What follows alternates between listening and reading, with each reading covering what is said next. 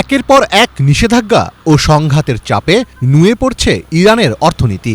জীবনযাত্রার মান কমে যাওয়ার পাশাপাশি দেখা দিয়েছে মূল্যস্ফীতি। দেশটির মুদ্রা রিয়ালের দর ইতিহাসের সর্বনিম্ন পর্যায়ে নেমে এসেছে।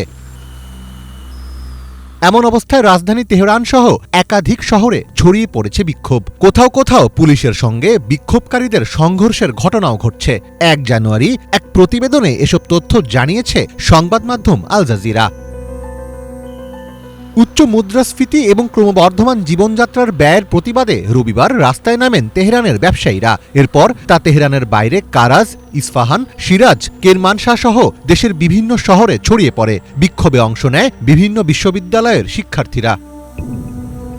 বিক্ষোভের মধ্যেই পদত্যাগ করেছেন কেন্দ্রীয় ব্যাংক প্রধান। এরপরও বিক্ষোভ থামেনি, বরং আরও বিস্তৃত হয়েছে। কোথাও কোথাও পুলিশ টিয়ার গ্যাস ব্যবহার করে আন্দোলনকারীদের ছত্রভঙ্গের চেষ্টা চালায়। পুলিশ ও নিরাপত্তা বাহিনীর সদস্যদের সঙ্গে সংঘাতে নিহত হয়েছেন ৬ জন এবং আহত হয়েছেন ১৭ জন। ইরানের ফার্স নিউজ এজেন্সির বরাতে এই তথ্য জানিয়েছে ব্রিটিশ সংবাদ মাধ্যম বিবিসি।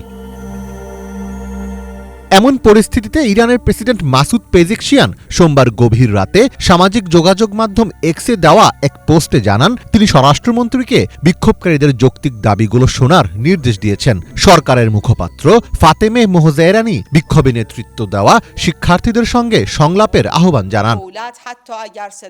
আমরা শান্তিপূর্ণ সমাবেশের অধিকারের ওপর জোর দিই। এটি আমাদের সংবিধানেও স্বীকৃত। বিক্ষোভকারীদের কথা সরকার ধৈর্য ধরে শুনবে। এমনকি তারা যদি কঠোর ভাষায় কথা বলেন, সেটিও শুনতে আমরা প্রস্তুত।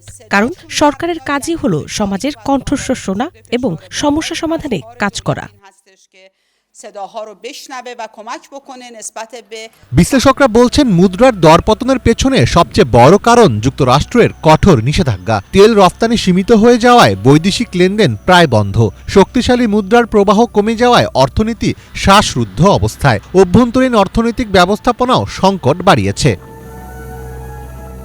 বাজেট ঘাটতি মেটাতে বাড়ানো হয়েছে সরকারি ব্যয়। ঘাটতি পূরণে ছাপা হয়েছে অতিরিক্ত মুদ্রা। ফলে মূল্যস্ফীতি বেড়ে দাঁড়িয়েছে ৪০% উপরে। আর এই চাপ সরাসরি পড়েছে মানুষের জীবনে। রাজনৈতিক অনিশ্চয়তা পরিস্থিতি আরও জটিল করছে। পরমাণু আলোচনা অচল। ইসরায়েলের সঙ্গে সাম্প্রতিক যুদ্ধ বাজারে আতঙ্ক ছড়িয়েছে। নতুন সংঘাতের আশঙ্কায় বিনিয়োগও থমকে গেছে। মানুষ রিয়াল ছেড়ে ডলার ও সোনার দিকে ঝুঁকছে। অনেকের মতে ২০২২ সালে মাহসা আমিনি হত্যাকাণ্ডের পর ইরান যে বড় ধরনের গণবিক্ষোভ দেখেছিল, বর্তমান পরিস্থিতি সেই স্মৃতিকেই উস্কে দিচ্ছে। সাধারণ মানুষের অর্থনৈতিক ক্ষোভ শেষ পর্যন্ত রাজনৈতিক দাবিতে রূপ নেয় কিনা, সেটিই এখন দেখার বিষয়। মীর ফজলে রাব্বি, বাংলা ভিশন।